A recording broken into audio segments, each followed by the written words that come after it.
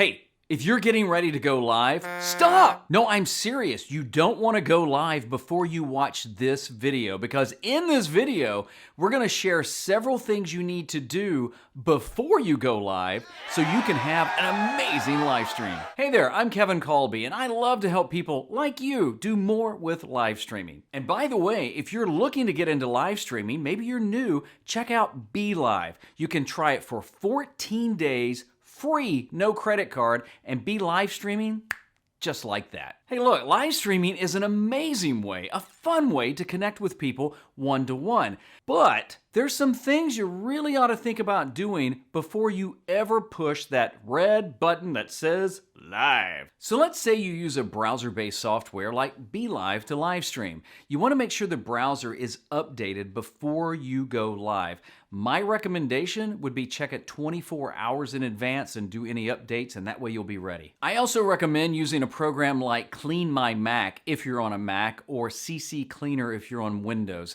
That way your computer doesn't have all the junk, and it'll boost RAM, and it'll be so super ready to go live. Another tip is to charge up anything you use that's wireless, like a mouse or a keyboard or even microphones.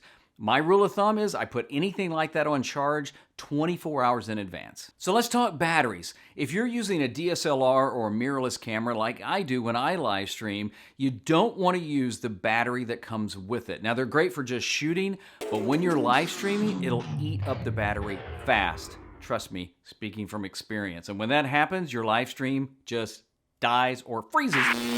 So what you want to do is get a dummy battery. It's what I call them. They're also AC power adapters. You can get the ones that fit your camera, so you want to be very careful about that. And it literally looks kind of like a battery. It plugs right into the battery slot. You plug it into power, and you're good to go for as long as you live stream. So are you working and streaming from home? Well, you want to make sure you limit interruptions. What I do is I just take a piece of paper and I slap it up on the door to let everybody know, hey, I'm live streaming. Don't come a knocking. Don't ring the doorbell. Oh, and by the way, you might want to tell anybody in the house now's not the time to binge on their favorite Netflix show, because you need all that bandwidth for live streaming. So let's say you're going to be live streaming with guests.